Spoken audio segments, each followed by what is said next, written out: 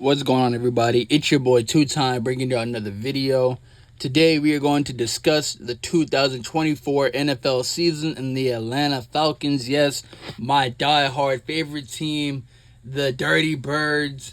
We have a lot to discuss as it was a big offseason for the Atlanta Falcons after finishing 7-10 last year, after having a playoff caliber roster and being thrown away, the season being thrown away by coaching and quarterback play, and going through a new regime and getting a new coaching hire. It's been a big offseason for the Atlanta Falcons, and a lot of eyes are on us. We started off with the new coaching hire of Raheem Morris as he brought in offensive coordinator from the Rams, Zach Robinson. He was a passing coordinator for the Rams, and he brought in his DC, or underneath him, Jimmy Lake, who also came from the Rams.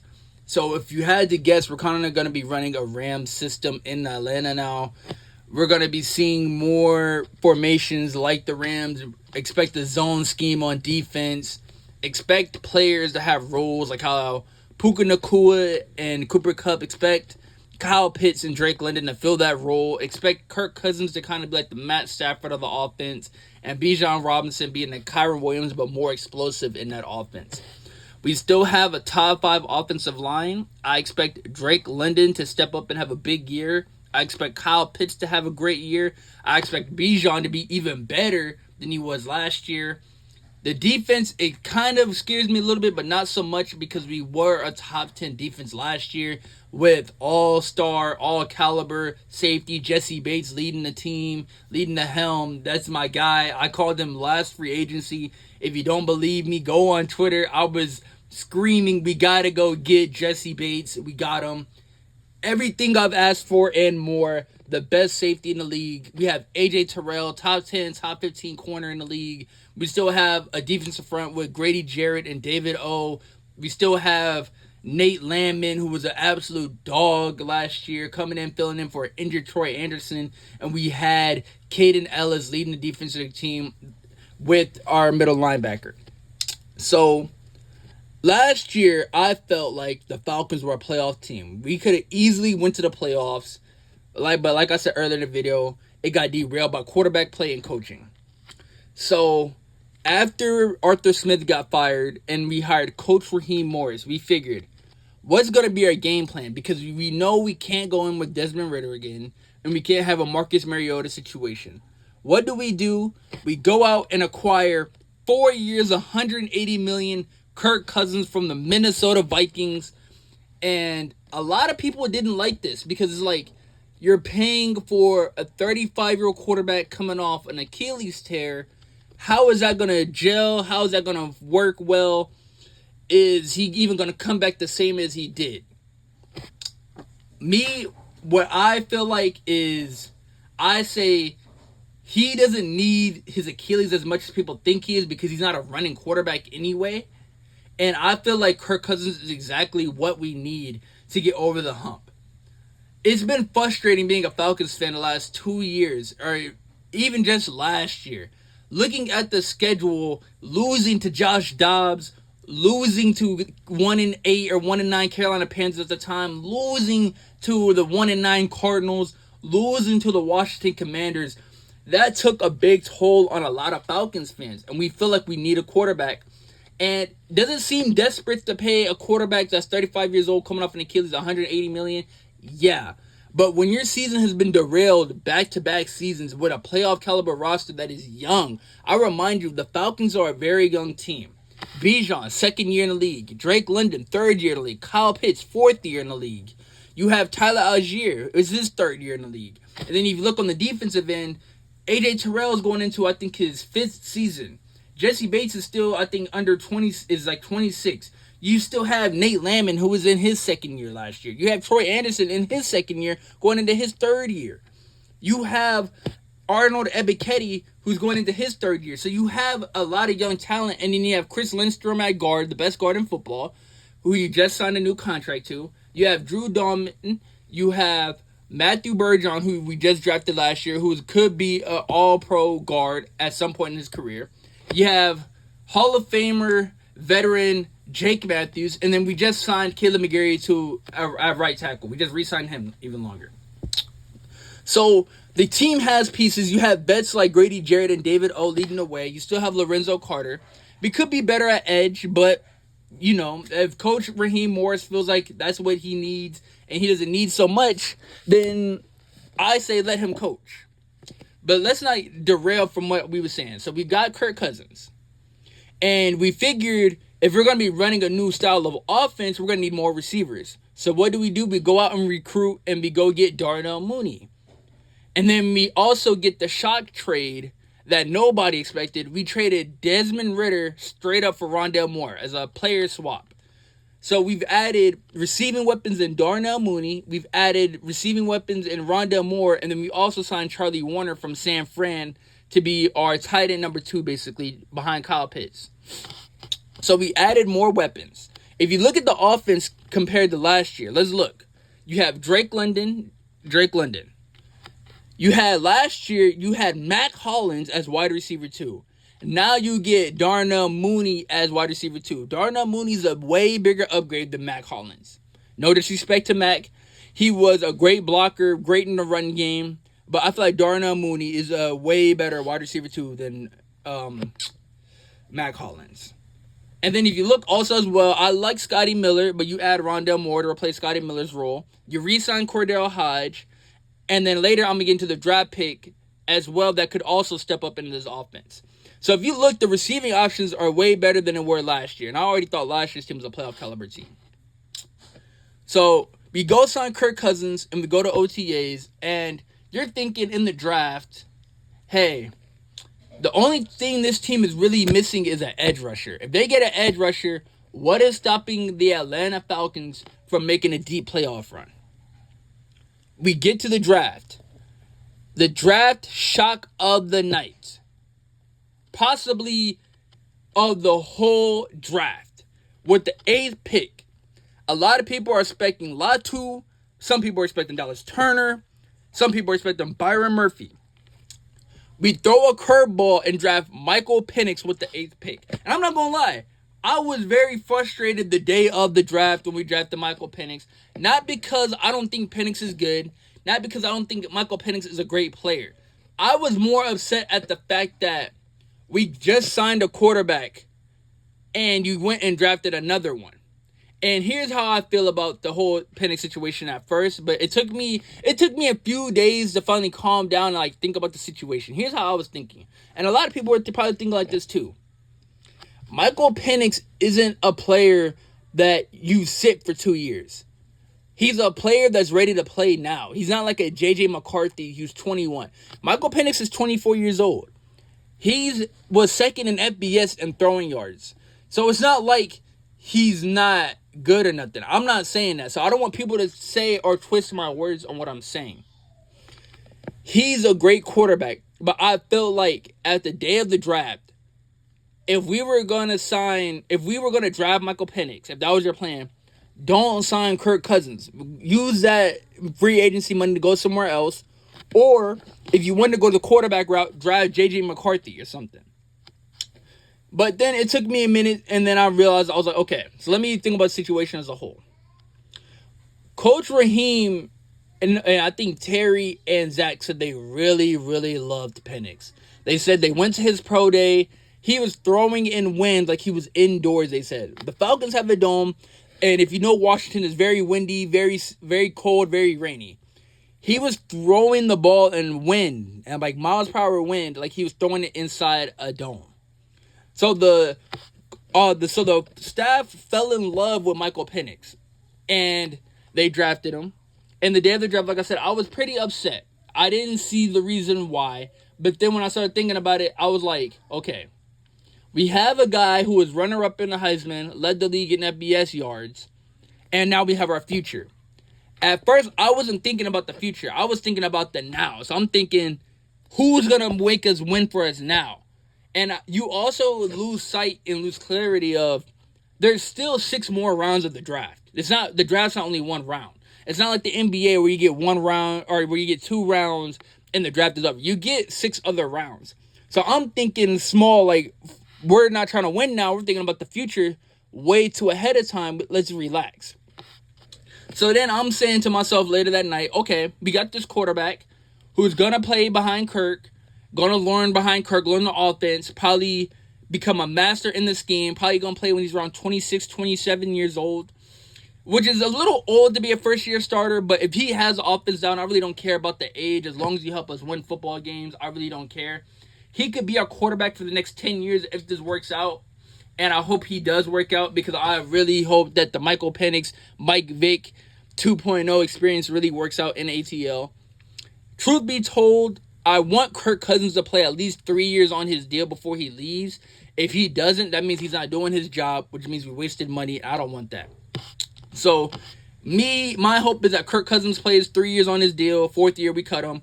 Michael Penix comes in year 4 and takes over the team. Kirk Cousins, I want this to be your team for the next 3 years because our championship window is kind of open right now, and I think that right now you are the best option to get us to a Super Bowl and the playoffs. Now, here's what Atlanta's thinking. Atlanta's thinking we're never going to pick in the top 10 with Kirk Cousins at quarterback. That's our plan. Our plan is to always pick in the 30s or the late 20s. It's never to pick in the top 10 again. So after Kirk Cousins' contract is up, who would be the future? If we're picking so far in the late 20s and 30s every year, we're not going to be able to get a guy that's a top 3, top 4, top 2 quarterback in the draft. We're not going to be able to, especially a guy that's a runner-up in the Heisman. Usually those guys go top 5. He fell to us at 8. We liked the pick. We drafted him. And now he's going to be our future. And now we're going to have him sit and learn behind Kirk Cousins in the Zach Robinson offense. Now, as we switch to day 2, we draft Rook Aurora with our 2nd-round pick. Kind of a project, but he's athletic as hell, and he's a freak of nature body of like a defensive tackle. And I think that Rook Aurora, he's not going to break out year 1. I think year 2, you're going to really see him really start to like break out. And then year 3, I think he takes off. I think it's going to be like a 3-4 year project. But that's what we got David O and Grady Jarrett for. He's going to sit behind Grady Jarrett and David O, learn the defense, learn the technique and skills behind somebody like a Grady Jarrett and David O. And then when Grady Jarrett's done in a few years, it's going to be, okay, Rook, now it's your turn. Now you got to be the next Grady. Go take over. If you look at it, him and Grady got the same damn near size and length. Like, you see the athletic in them, you see the freakish in them, and you see, like, they're not really tall, but they're, like, really athletic and, like, really stocky. And so, Rook was our day 2 pick. I really like the Rook pick. I don't expect him to be great year 1. I expect to see flashes, and I expect to see him year 2 kind of, like, get his foot in the game, and then year 3 really, like, start to take off. With the 3rd-round pick, we took Braylon Trice out of Washington. This was, I would say, probably my favorite pick of the draft. I'm a Braylon Trice guy. I've been a Braylon Trice guy since I've seen him in college at Washington. What's crazy was I've watched a lot of Washington football games because they're a fun team to watch. I've seen Rome. I've seen McMillan. I've seen Polk. I've seen Michael Penix. And I've seen Jabbar Muhammad on the defensive end at corner. I've noticed all of them. But the one player that stood out on that defense, no matter what, was Braylon Trice. Because his effort never stops. If you go watch tape on Braylon Trice, it is like watching Max Crosby in college.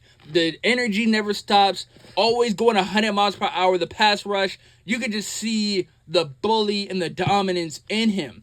And if you don't know, he actually led college football in pressures for, I think, the last 2 to 3 years. So, we're getting a guy who has a high energy, high motor, defensive captain for the Washington Huskies.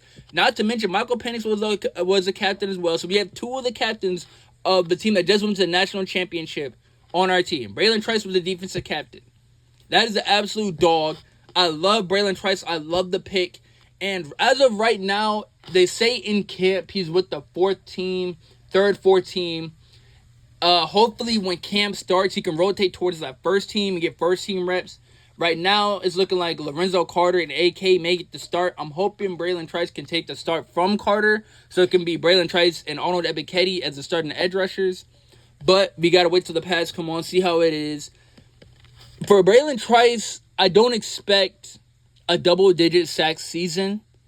I expect to get like 5 sacks, 6 sacks, but I want to see spurts. I want to see what I saw at Washington. I want to see the high energy, high motor, always near the quarterback, disrupting the play, making plays on the ball. That's what I want to see out of Braylon Trice this year. I don't expect to see him be Joey Bosa, Nick Bosa year one. You see what I'm saying? So that's my hope for Braylon Trice. I have high hopes for him. I hope that eventually he can take over this team and be the edge rusher we need. Like a Max Crosby, I'm not saying he will be Max because that's a very, very high expectation. But I'm hoping that he can be sort of like that Max Crosby for us, that enforcer, that high energy, high motor, never run out of gas type of player. Next up, we have our 4th round pick at the University of Oregon, Brandon Dorlus. Brandon Dorlus was another 2-time guy. I really enjoyed Brandon coming out of college because he's like a bull in a china shop. No matter what was seen at him, no matter what was thrown at him, he always made a way to disrupt the backfield. And no matter if you threw double teams, single team, triple, it didn't matter. Brandon Dorlus made it happen to get into the backfield. And what a lot of people don't realize either is Brandon Dorlus actually led, I think, college football in pressures as well for like the last 4 seasons. Like, Brandon Dorlus is amazing. And to me, I wouldn't even say I liked him more than a Root pick, but I was a little more excited when we got Brandon more than when we got Rook. Like, the instant reaction, because I'm not going to lie, I've watched Clemson games and I've watched Oregon games. I'm not saying Rook didn't stand out because Rook is great. To me, Rook is a freak and he's a little bit raw in that aspect. But like Brandon, you can tell he's more polished and he's more ready to go. So like year one, I expect more from Brandon than I do Rook, which is kind of crazy. And there's actually going to be a shocker at the end of the video when I discuss. It's actually going to catch me off guard. It caught me off guard when I said this or when I read this. And it's probably going to catch you off guard at the end of the video. But Brandon, to me, is going to be that guy, like, right after Grady. I expect him to come in and take in the role. I also seen that he was going to play a little bit of edge rusher for us.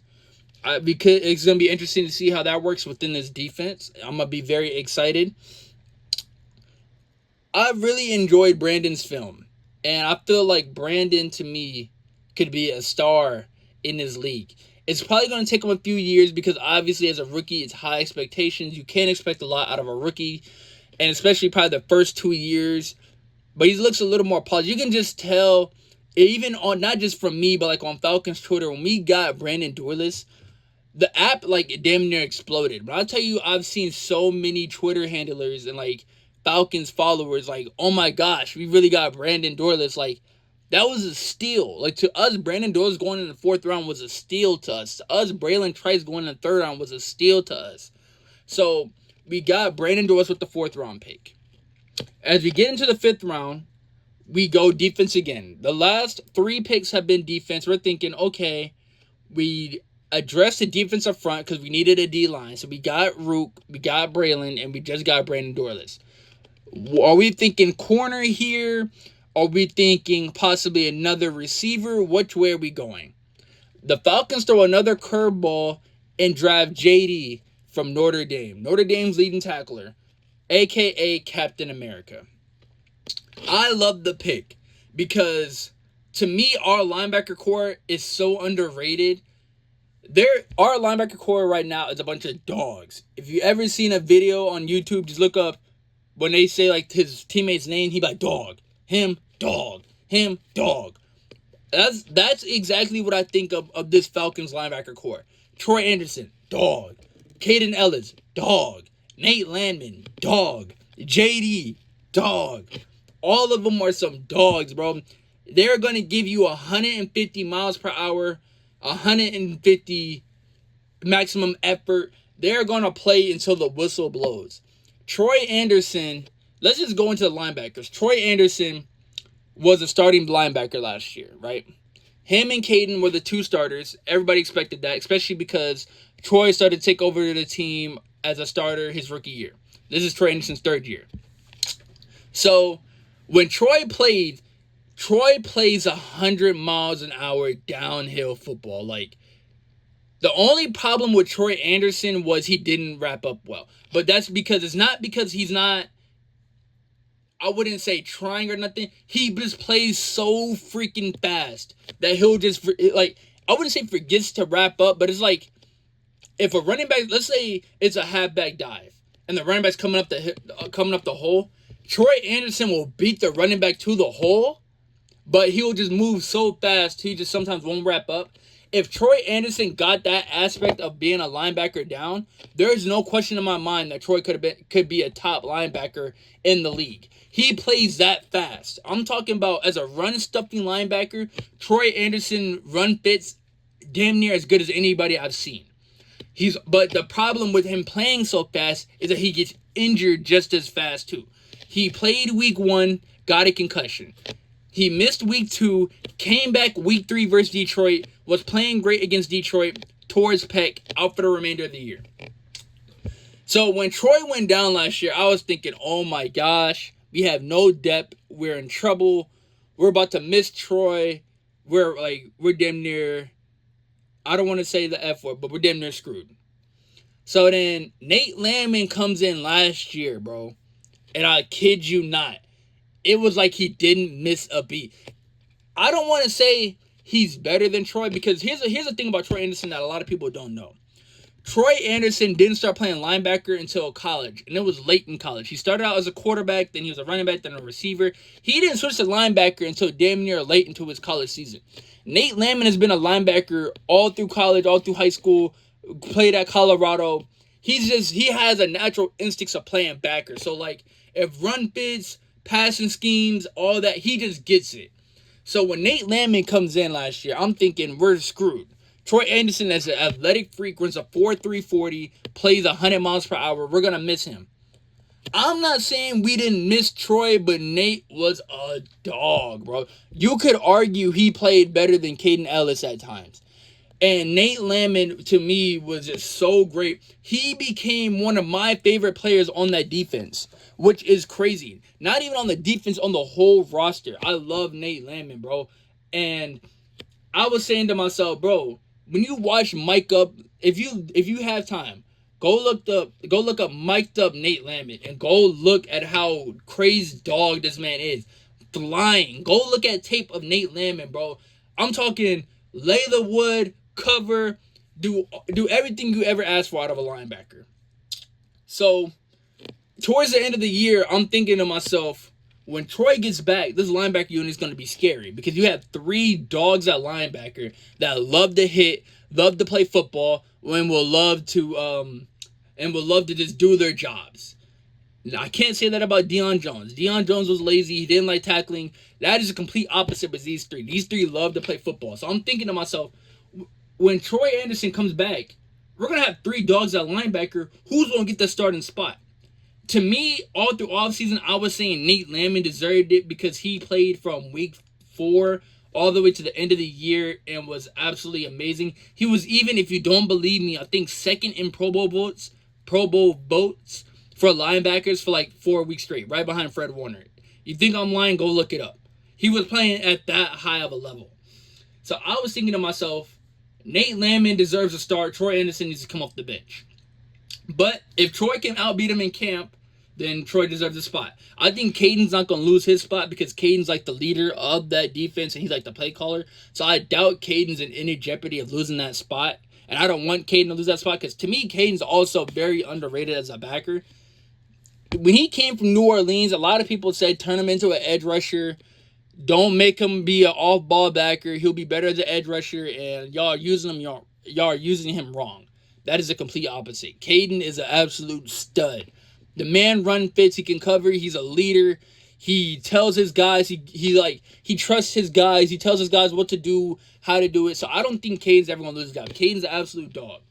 So the problem where it comes is who's gonna be the other backer. So I'm thinking it got to be Nate. I think Nate deserves a starting spot. But if Troy gets it, I wouldn't be mad at that either. We draft Captain America. And now I see Captain America and how he plays, how he operates. I'm thinking to myself, damn, we have 4 linebackers and all of them can go. Like, I don't want not one of them on the bench. If I could, I would have all 4 of them on the field. So then I'm looking at reports, because obviously I don't live in Atlanta, and I'm reading reports that JD is getting first-team reps. And I'm like, wow. JD is getting first-team reps in OTAs. I can't even imagine when the pads come on and he's already Notre Dame's leading tackler. He might even break out when the pads come on in July. So I'm thinking to myself, if he's getting first team reps and Troy Anderson's getting first team reps and Nate Landman's getting first team reps, who's going to be the starting backer? And that's my favorite battle going into camp. The battle I'm looking forward to the most is that linebacker battle. I want to see who wins that starting spot next to Caden Ellis week 1 against the Pittsburgh Steelers. I want to find out. I really, really do. And this is what I say. If you guys don't have me on Twitter or X, I say a lot of the time, I would want to go to the practices sometimes rather than the games, because the practices seem like the camp battles and stuff seem so fun. That linebacker camp battle is about to be incredible. It's about to be competitive football, hard-working, hard-nosed football for all of camp. And I'm excited to see who comes out on top as a starting backer. Obviously, they all love each other. You can see they all hang out and all do activities together. But once them pads come on, like, I think Troy Anderson and Nate Landman are even roommates. Like, they're really cool. But once the pads come on, who's going to take over next to Caden? And I'm excited to see. And if JD does get that starting spot, I wouldn't be surprised. And I'd actually be happy because I'll be like, okay, we got a rookie that's a 5th-round pick that's starting over 2 dogs. And we have 2 dogs sitting on the bench. Like, if Caden gets hurt, if JD gets hurt, I'm not worried. Because we have 2 absolute go-getters on the back end that can come out and really play for us. So that's JD. That's how I feel about JD. With our 6th-round pick, here's the Puka Nacua for the Atlanta Falcons.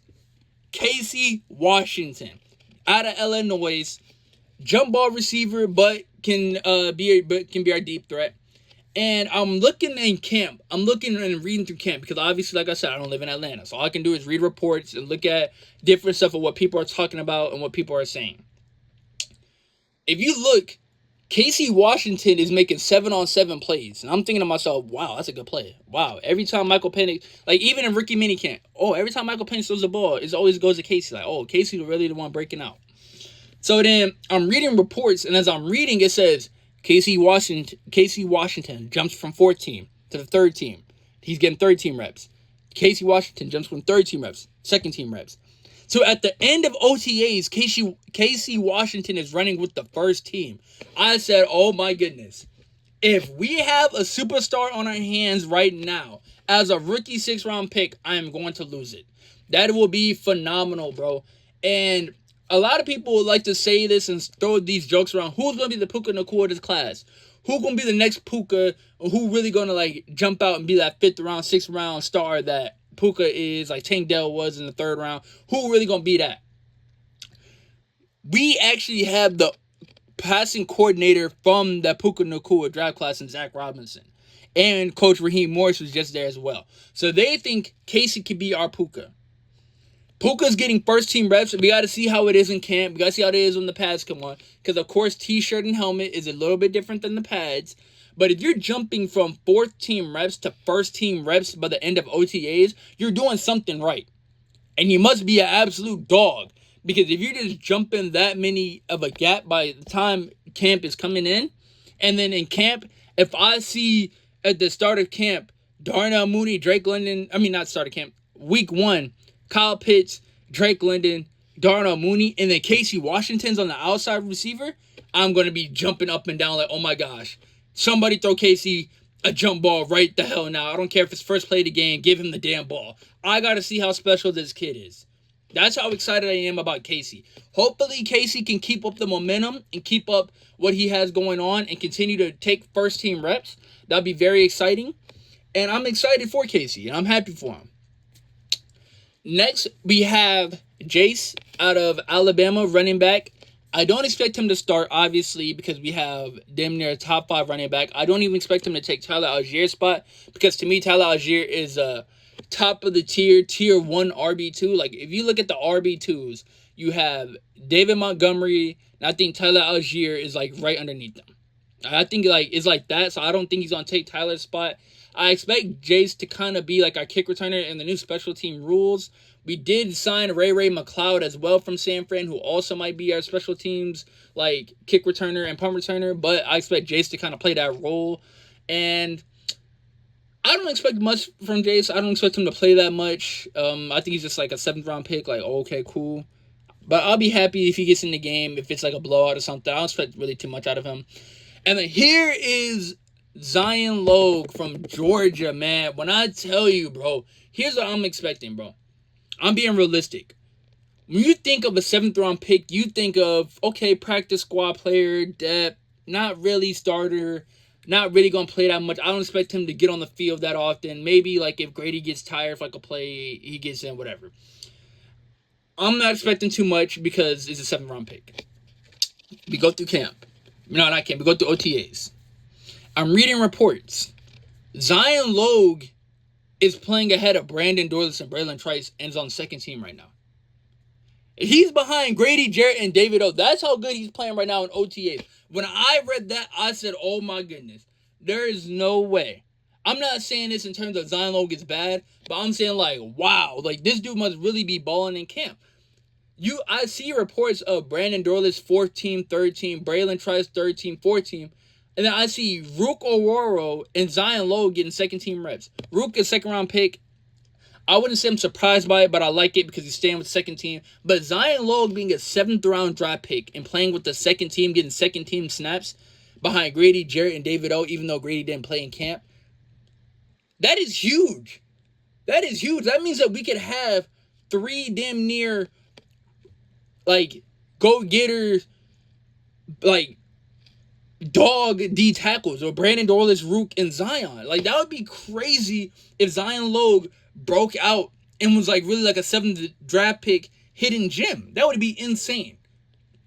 So when I read those reports, I was like, okay, I got to see how Zion does with the pads on. If he stays 2nd team with the pads on, hey man, maybe Coach Heem knows something that we don't know. And he just has a thing for hidden gems. Because the 6th and 7th draft picks are playing with 1st and 2nd team reps. That's crazy. That's crazy to hear. Usually when you think of 6th, 7th round draft picks, you think of depth, you think of practice squad. You don't think of them really being starters.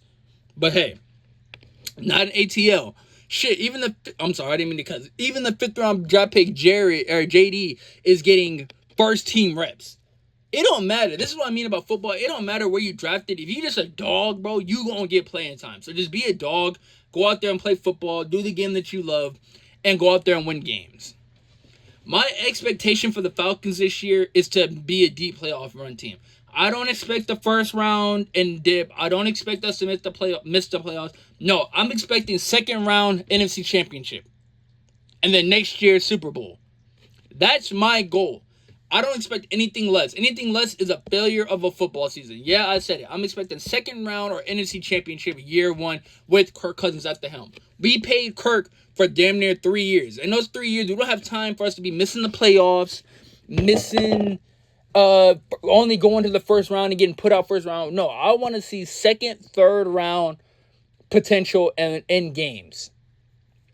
And I expect us to go win at least 11 to 12 football games. Nothing less. Maybe 10. 10 to 12 is I'm expecting us to win. If we don't win that, it's a failure of the season, and I'm going to be pissed the hell off going into the next offseason.